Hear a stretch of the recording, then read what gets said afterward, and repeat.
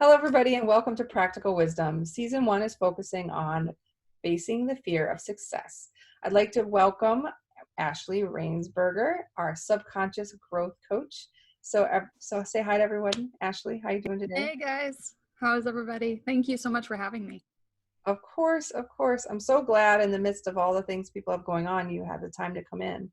So I'm really excited about this particular series because as a subconscious growth coach, I actually have interacted with you some on this topic, and a lot of people have a lot of different fears that hold them back from being their best self or being a success. And so I'm curious, in your role as a coach, have you seen that too? Have you seen people's fears kind of getting in the way of their success? And if so, how? Oh my gosh, absolutely. So what I really notice and why I'm so passionate about what I do is that, bottom line, when especially like for my audience who happens to be coaches like me, we're really service driven. We have a real deep passion to serve other people. We're, my clients, my potential clients, the people in my audience are always really smart, that, they're brilliant. They have all this drive. And so when they're not succeeding at something, it's not because they don't know how to do it. It's because they're not doing it. And they're making up all these excuses about why they're not doing it or not taking certain steps. But bottom line is it comes down to a certain fear. It comes down to a fear of being visible in one way or another, especially like as virtual coaches, or it comes down to really like a fear of rejection, because there are actually a lot of people who work online and are really visible and who you might think are really successful, but they're too afraid to make an offer. They're too afraid to invite to a call, or they're just too afraid to do something that feels like, well, this might be a case in which I might get rejected. And so we listen to those voices in our head that tell us that gives us all these reasons why we can't or shouldn't do something, or why we're different from other people. And then we don't do the things that lead to what we really want. And so we just kind of walk in circles. It's not that we don't know how to do it, that people don't know how in most cases. It's just that we're not doing it because of the fear. So you mentioned fear of visibility, and I think there's what I've seen is there's what everyone thinks of as visibility, which is like standing on stage, right? Hey, and like they're like, I'm afraid of public speaking. But is that all that means to you? Is visibility just about being physically present, or is there more to fearing being visible? Yeah. No, it doesn't just mean being in front of other people. A lot of times when I'm talking about visibility, and I've had to really kind of think about this in my marketing, because I know that when I talk about visibility, that's exactly what people think of. But when it comes to being visible, there really are two aspects of it. There is being visible in front of people, right? And that might mean putting out content online, or it might mean doing a live, or it might mean speaking, or it might mean, just having a one-to-one conversation with somebody, which can be really, sometimes is harder for people than actually getting in front of a group of people. So there's the aspect of visibility where we're in front of other people and we have to be a little more vulnerable. We have to be willing to ask questions. And then there's the other part of visibility in which you have to get really visible with yourself, right? You have to ask yourself those inner questions around, well, why am I not experiencing what I want to be experiencing, or what I think I should be experiencing right now? Because I really encourage my clients to, and myself, and all the work that I've done, is we have to take responsibility for what we've created in our life or what we haven't created in our life. And I think if we're not experiencing what we want to be, we have to ask ourselves, how have I kept myself from it? And that's what it means to really be self-visible. That's interesting. So be responsible for what you've created and what you've not created, right? So there's like kind of two sides to that. And so the other one, so I love that, and maybe we can dig into the fear of visibility a little again in a moment. But you also said there's this fear of rejection, and I've heard others talk about there's like kind of a couple types of fear. There's this fear of not being worthy, right? There's this fear of not belonging. there's a fear of loss. So Mm. there's all of these things that we're essentially worried about, like in the future happening. But how does fear of rejection show up for you and your clients? Like, what are you seeing out there? Mm. I think at the end of the day, when it comes to the subconscious mind and all fear that we experience, as coaches or as just a regular human being, it always comes down to like, I'm not enough. So when we're talking about fear visibility, it might mean I'm not enough, as a coach, I'm not enough to post content to give advice to people. Right? It might be at that level. Or I'm not enough to go live and to be on video and to let other people hear me speak, and I'm not worthy of being listened to. Or it might mean that, I'm not good enough to walk my clients from A to B. I'm not good enough to really serve them and help them get the outcome that they want. I'm not good enough to have just a one-on-one conversation. It's sometimes just terrifying to get on the call and have the one-on-one conversation. So it is a fear of like visibility and rejection, but that fear of rejection comes from, they're going to reject me because I'm not enough. And it really has nothing to do with what other people think of you. It has everything to do with what you think of yourself. I mean, for example, I always like to say, if somebody ever told me that I was a purple giraffe, that wouldn't offend me because I'm not a purple giraffe, right? Like, like you can call me a purple giraffe all day long and it's not going to hurt my feelings because I am not a purple giraffe. And I know that to be true about myself.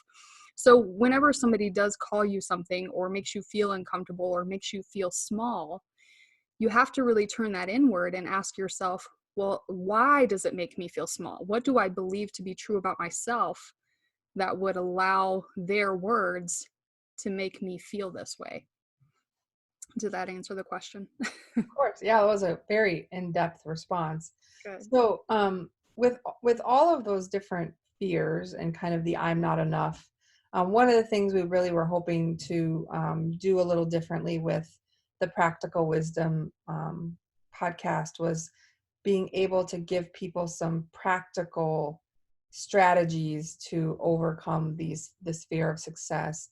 So, Mm. and it doesn't really matter to me and whether it's visibility or rejection, just in general, what are some tips or some exercises that you've concocted or found or learned about that might help others sort of overcome some of these I'm not enough type fears? Mm-hmm. I have a couple things that I think would be really helpful. Number one, just on a basic level, start to become really super aware of the way that you're thinking about yourself and the way that you're speaking about yourself.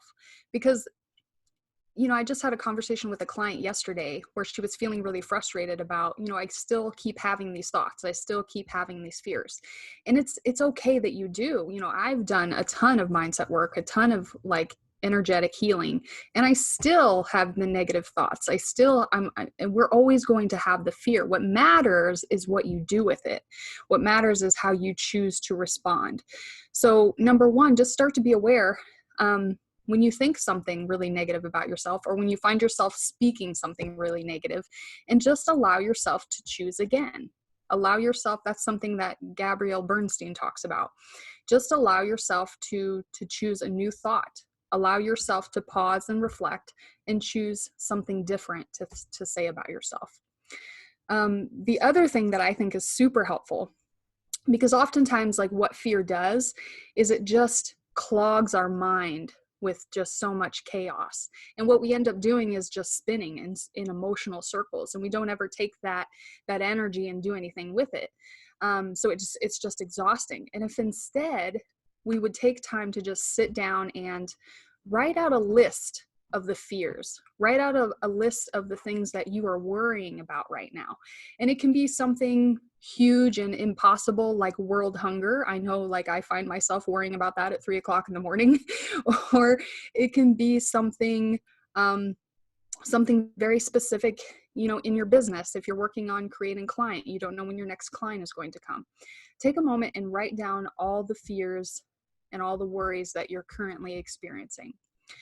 Go back through that list and cross off all the ones that you can't do anything about. Like world hunger, for example, I could make a donation, right? But beyond that, like I'm not able to solve that on my own. That's not something that is serving me to hold on to. So I'm going to cross that off, and I'm going to take a deep breath, and I'm just going to say, I let that go. And that's really energetically very healing for you to just recognize that and let it go. For all the other things that you can do something about, that you do have control over, just write down one tiny action step right next to that item. And just allow yourself to recognize, hey, I actually do have control. There actually is something to do. What is the very next best, smallest thing that I can do to move closer to my goal and just kind of relieve that fear and that anxiety that I'm experiencing? Yeah, I love that one. I know I recently went to one of the, was it the, I'm joking, Let It Go was the song, right, from the first Frozen. Yeah. Yeah. But what I really loved was actually the second Frozen movie, and it talked a whole lot about what's the next best step, right? What's the next right step? Yeah. You don't necessarily, and that's for our little kids, but it's good for us as adults to look at. We don't have to solve all the things. Just look at solving the thing that you have right in front of you right now. And Yes. I think that, I mean, we talk about, what are some options for facing the fear of success, or how do we get toward that? But that might seem like too big. And so instead of like, how do I become a success? How do I get the next client? How do I do all that? A friend of mine calls them lead indicators versus lag indicators. It's like a lag indicator is you want to lose 60 pounds and you go on the scale and you look at it every day. But the lead indicator is that you walked, that you ate a healthy food, that you drank water. And so maybe that there's an opportunity to, if you find yourself in fear for the big task ahead, that just identify one lead indicator that you can look at, and that's your next right step. Not all of them, just the next one. I think that's such an important point, because what we all do is we get so attached to this big picture of where we're supposed to be. A lot of times, like when I'm talking about coaching, and I just shared this visual the other day, but I think that coaches live in three places. They live in not enough land, they live in a really good place to be land, or they live in, coaching dreamland. And a lot of us are trying to move from not enough land all the way over to dreamland. And we're forgetting the place in between that we have to get to first, which is just a really good place to be. And in order to get to a really good place to be, which isn't everything you want, but it's a lot better than where you are, in order to get to that place, we have to be willing to take the action through the fear. We just have to be willing to do one step at a time and let go of that big picture and just ask myself, how can I get a little closer? Yeah, I love that. I remember one thing. So one of our daughters has some challenges being on the spectrum, and sometimes you can feel a bit overwhelming with all of the things that she has to do and she has to learn. But what we really focus on is just what is the skill right now that we can teach her. And her life is better because she can type now, but she still can't write. Does that mean she's failed? Well, no, the goal was to communicate. Yeah. The goal wasn't to write. The goal was to be able to express herself. And so we often say in our home that it's not about getting over the fear. It's about being brave and doing it scared. Yeah. Because you're going to have to do it anyway. And so oftentimes I say she's my hero because, I mean, everything she does almost every day is terrifying. And every single day she does it anyway. And not to get to this dreamland of a perfect kid that is going to do all the things that we always thought she would do when she was in my tummy, but to get to a place where it's a good place to be, right? It's a good And we place get to be. decide Like we get to Yeah. decide what is that really good place and what is that dreamland, you know? Like you get to pick. You are the boss. This is your life. This is your rules. You know, letting go of comparing ourselves to everybody else because we are all so unique and special. And so we get to choose what that really good place is. Now that's an interesting comment. So letting go of comparing yourself to Mhm. others. That's easy to say. So I just want to kind of come back to it because this is practical wisdom versus, Yeah. ethereal or something like that. What's some opportunity or some step or the next step you can take to do that? Because I find myself very easily getting into that trap of, well, Ashley's got this hugely successful practice, or she's look how clean her house is and she has kids at home too. Like all of those kinds of things where, we say we compare and despair. But is there something actionable that we can go, okay, I recognized I was doing that. Now what? Mm. You know, I don't think that there's an exercise that helps with that, but what I always try to remember is to have empathy for people because you get to see everything that you get to see, everything that I choose to put out, right? But you don't get to see what I don't choose to put out. You don't get to see the rest of my life. And I try to remember that, like, because I'll have a syndrome comparison syndrome when it comes to my mentors, and I'll think, oh, what will they think about what I write, or what will they think about what I post, or what I'm doing, or what I'm saying? And at the end of the day, like, we have all been through something. Like, even if you had a pretty good childhood, which honestly a lot of people are traumatized in some way or another, even if you had a pretty good life, like, being human is just traumatizing. Just living on this planet is a really hard thing to do. um, One of my favorite entrepreneurs, Nick Peterson, he says that you can't give birth to an adult. And so you have to really remember, what am I comparing myself to? Am I comparing to myself? Am I comparing my journey to somebody else who's been on the same journey for 10 years longer than I have? You know what I mean? So, and even then, even if you're at the exact same place in the journey that you're on, you have not experienced the same things. You don't have the same circumstances. And you may get to see the really happy part of our life, of someone's life, but you don't get to see the really, really hard part, because as humans, we fear putting that out there. We fear being really vulnerable. We fear being really honest. So you're seeing a lot, but just remember that there's a lot that you're not seeing. Yeah, I think that's more than fair. I remember when a couple of people that I'd worked with for a very long time found out my daughter was on the spectrum, and they're like, we would have never known. You seem Mhm. like you have the world by the balls and you have Yes. everything together. And I'm like, awesome. Like, Yeah. I'm barely holding on, but thanks a lot, guys. One exercise I've tried, and it may not work for everyone, is when I catch myself comparing myself to others. Um, if I can't do it at that moment, later, what I'll do is I'll write down my now, who Mhm. I'm being now, and then who I want to be showing up as, right? Yeah. And then the gap becomes the action I can take. Mm. And so it makes me feel that there's an active way to shift from the Yeah. being that I'm in, that I don't love maybe at that moment, to that action that I do. And so, for example, which, because we used earlier, I'm like, oh my gosh, I just love how clean your house always looks. Maybe I'm feeling like badly because I think that I should have a cleaner house, or I really want one. Not I don't like the shame game, but Mhm. well, the gap is cleaning up something. Yeah. It's super simple, but instead of all this shame and what do I do and I can never be, well, I might not be like you, but if I aspire to be like the new me, and that means that, I don't have laundry on the bed everywhere, then I can take an action.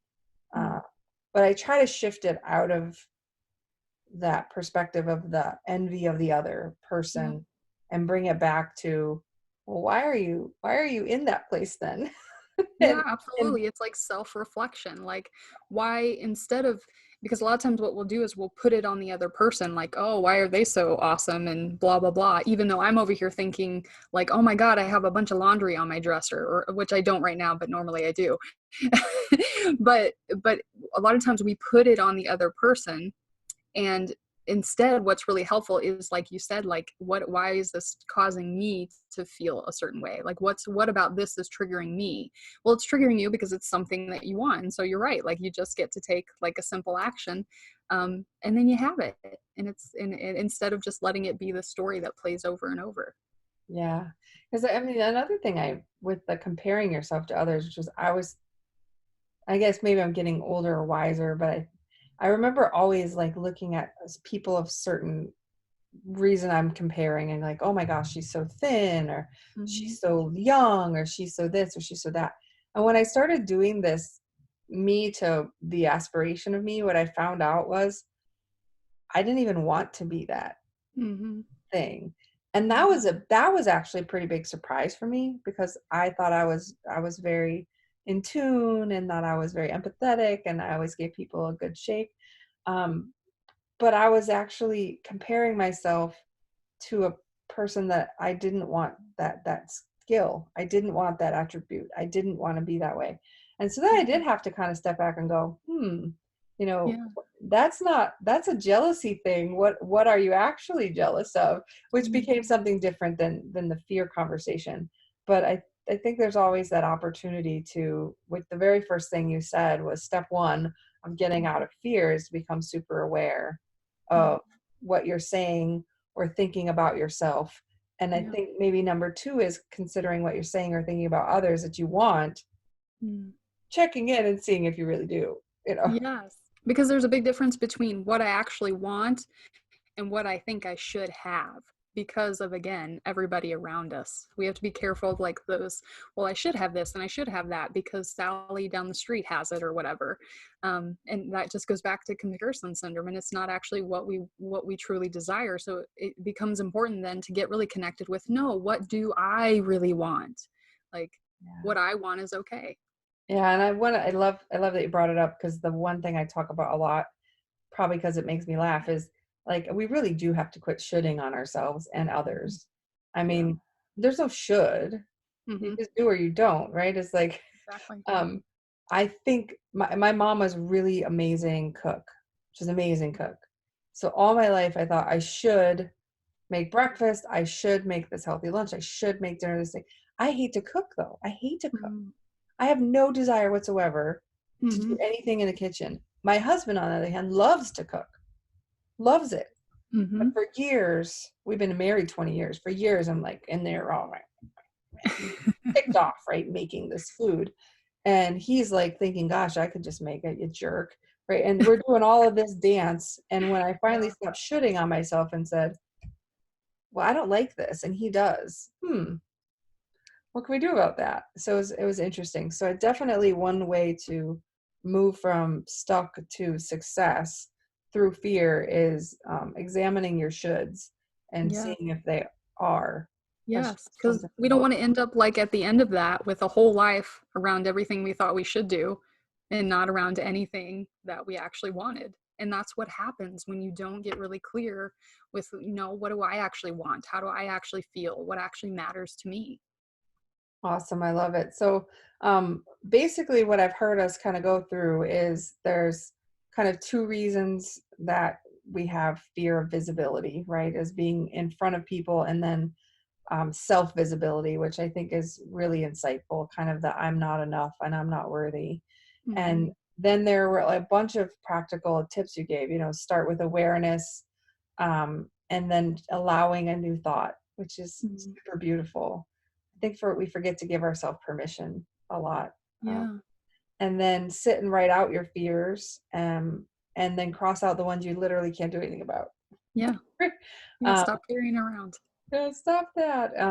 And there's letting go of comparing yourself to others. There's a lot of other nuggets in there. Was there anything else you wanted to make sure that we really addressed about overcoming fear of success, or overcoming your fear so you can move in the direction that you want to move into? Hmm.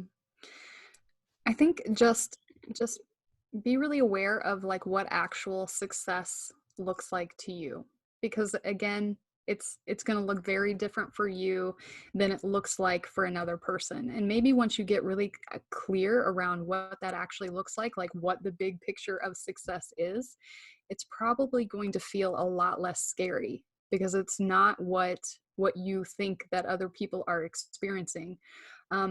Because I really think of success as, okay, maybe I'm making a certain amount of money, but it's not really fun to experience that money unless I'm also experiencing a really high amount of joy. And so success to me is not just financial, it's the way that you feel internally. So we're not just working towards things and towards money and towards houses and cars, but we're working towards, how do I want to feel? What kind of impact do I want to have? And in order to get there, what kind of work do I need to do on myself so that, experiencing that isn't scary? It actually is a really awesome place to be. That is such a great point, and I'm glad that you touched on it before we wrapped up, because I found the kind of the beginning of changing my thoughts was when I started redefining everything. Yeah. And one of the first places I started with was the idea of success. And I was trying to aspire to a level of success that my 19-year-old self wanted. Mm. But I'm in my 40s now, and I have 4 children. I have this different life. And of course it was scary to try to achieve being the next CTO by the age of 30, because A, I was already past that. B, that's a lot of work, and I didn't actually want it anymore. Yeah. So it was scary, right? It was completely petrifying, because it was, oh, how do I get to this thing that I have never even defined the first time? Mm. and, Yes. and so I was like, well, what does success look like? Similar to what you said. And I found my own definition, and then wonderful surprise, I found I was already there, which was a Mm. really cool. That is so awesome. Yeah, so it's definitely a great thing. So thank you so much for spending time with us today on Practical Wisdom. You've given us so many actionable steps to help us break through the fear and move toward what we define as success. So I appreciate your time, and I look forward to talking to you again soon, Ashley. You are so welcome. Thank you so much for letting me be here. I really appreciate it. You're welcome. See you soon. Bye-bye. Bye.